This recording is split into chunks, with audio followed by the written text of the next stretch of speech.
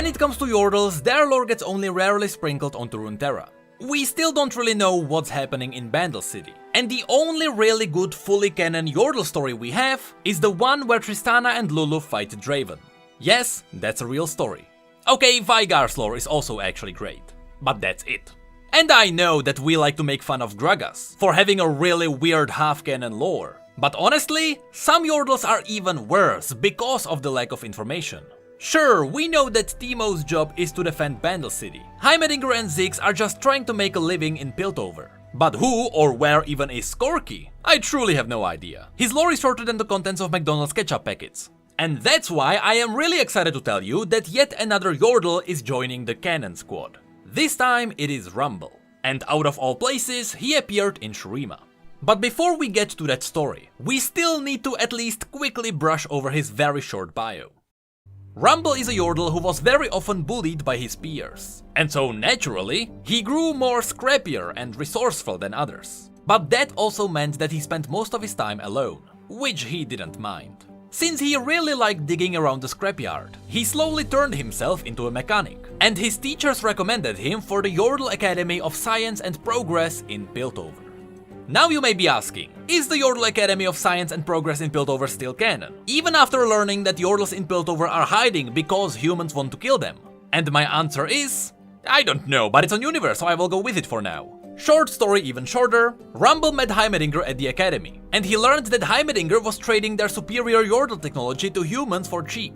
And so the next time these humans traveled to Bandle City to visit Heimerdinger, which again, not only am I pretty sure humans are not supposed to get there so easily, I am also pretty sure that you can't just sail to Bandle City anymore. You need to be a Yordle that can open their special gates. Anyway, Rumble fought the humans, and he got beaten pretty badly.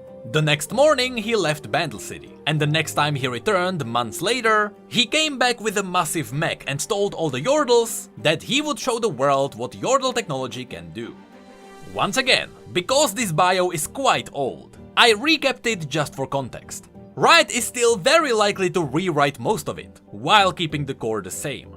So now, since we have the context, let's jump onto the newest story called Shurima Trash. The story begins with Rumble walking through the library district of Nashrame, with a cart full of random items, which he got from a couple of human merchants which he outnegotiated. Since he didn't really like humans. After hearing so many "water and shade to you" greetings, he was ready to call it a day when it came to socializing with them. But then, out of nowhere, a small kid accidentally rammed into him, sending them both to the ground. And Rumble called the little board with wheels the kid carried the worst mech he had ever seen. Moments later, more kids rushed in, all laughing at the one on the ground. This group had a kind of a ringleader, a slightly bigger boy wearing an oversized Noxian tunic. And from the way he talked, it was obvious he had to be some kind of local bully. Here we learned that the boy on the ground was called Anaktu, and the Noxian bully called him a Shuriman Trash. And he added that they should throw him onto the old man's pile of junk. By this, of course, he was talking about Rumble's cart full of random items. Now, Rumble was furious, and so he got right up to the bully's face, or to be specific, his knees, and he told him that he better apologize. But the bully just scoffed back, saying that he didn't know who he was dealing with. His name was Kesu Renz, son of Governor Renz, and he advised Rumble to walk away, or they would clear the entire plaza of all its trash. Of course Rumble walked, but he did not walk away. Unfortunately for the bully, Rumble had his stall nearby, where should he set things up just right, a portal to Bandle City would open. But that wasn't important now, because he didn't walk towards the stall to escape, but rather to kickstart a certain large metallic form.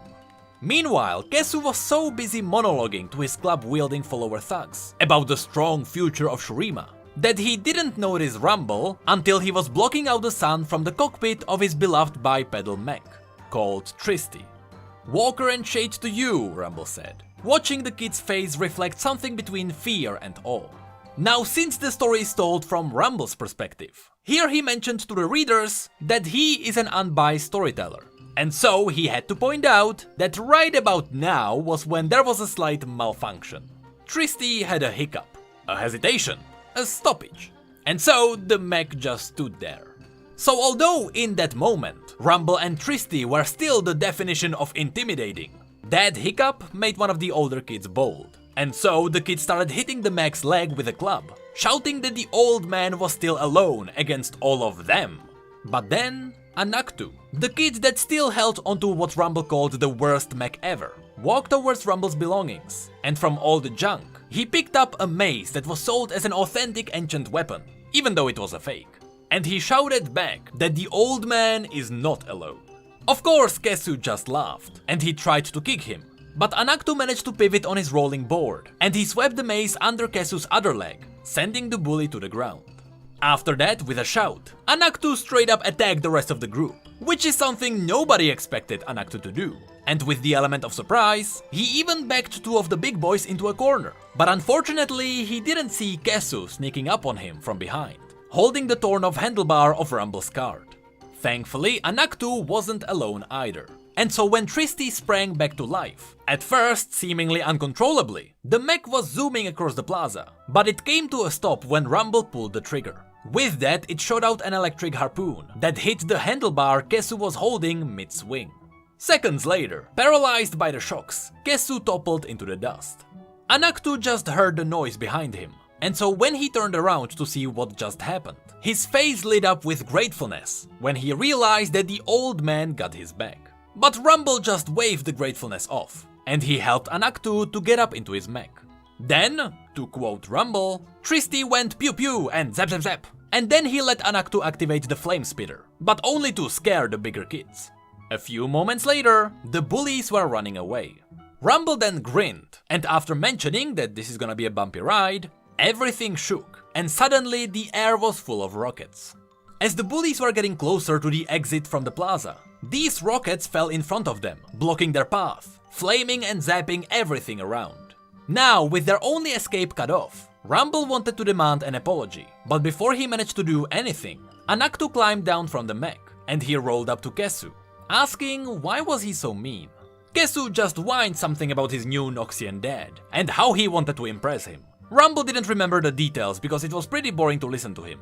When the flames from the rockets died down, the rest of the bullies ran away, leaving Kesu behind. But before he had the chance to run too, he froze when Rumble aimed another harpoon at him, demanding an apology. Here the story revealed that up until this point, Rumble was hooded. And so when he finally pulled back his hood, the kids realized that he wasn't just an old man. Kesu even immediately bowed down, saying, "Master Yordle, I am sorry I threatened you." Which revealed that here in Shurima, unlike in Piltover, Yordles don't even need to use glamour to hide. And on top of that, judging from the kids' reaction, Shurimans may see Yordles as powerful beings that should be respected. Then again, there was still a harpoon aimed at the kid. But before the bully could say anything else, Rumble interrupted him, saying that he didn't care about threats. And so Kesu tried to apologize using different words. He started with, "I am sorry for fighting," but Rumble interrupted him once more. He wouldn't mind fighting again if he didn't apologize properly. And so Kesu tried for the third time, by saying, "I shouldn't have been so mean to Anaktu." But that's when Rumble snapped. He was mad at Kesu for disrespecting junk. Junk wasn't garbage, it was pure potential. Dumb people didn't see its worth, but with imagination and hard work and love, junk could be turned into the finest mech a Yordle could ever dream of, and other stuff. At this point, Kesu was speechless. And when he finally found words, he said, I'm sorry?" "Thank you," Rumble answered, thinking he finally got the apology that junk deserved. Anaktu then helped Kesu get back onto his feet, and according to Rumble, and I quote, "They clasped arms and there were tears or something." But he already had enough of humans, and so he turned Tristy around to go home. Anaktu tried to give the ancient fake mace back to Rumble, but to Rumble, it was a surprise to see a human who respected junk, and so Rumble decided to let him keep it. And that was the news story of Rumble. Here it was quite cool to see another nation's perspective on Yordles. We know that in Piltover people are afraid of them. We don't really know why, but it's mostly because of prejudice and superstitions. And so the Yordles of Piltover use glamour, which is a special form of Yordle magic that allows them to look like humans. But, if you don't know, the way glamour works is that it makes the Yordle look appealing to the eyes of the beholder. And so, different people see the Yordles differently. For example, should a Yordle with Glamour walk into Noxus, Noxians would see the Yordle as a Noxian, and in Demacia, Demacians would see the Yordle as a Demacian. Perhaps this was happening to Poppy all along, we just didn't know it. This of course means that if the Yordle meets someone who is not scared of them, they will still see them as Yordles. That's why in the short comic about Jinx, she saw Ziggs as a Yordle, despite him using Glamour. It was because Jinx doesn't see Yordles as evil creatures. Which brings us to this story. Here, since the Shuriman kids saw Rumble as a Yordle, either that means that Rumble doesn't bother with using Glamour, or that means that in Shurima people aren't afraid of Yordles. Which makes sense because after dealing with rampant god-slaying monstrosities and literal devours of the planet, I don't think Shurimans would be afraid of fluffy beings. To end this video, let me remind you again that Rumble's bio is still very old, and at some point it is likely to get an update, because parts of it don't even make sense anymore, which actually goes for his in-game model too. I understand that Rumble is supposed to be crafting things from junk, but still, how can he be piloting this, when this exists in the same universe? This right here is my favorite thing, ever. In the history of forever. I think about this every day. I think about this all night long. I stay awake, not sleeping, because I'm thinking about this.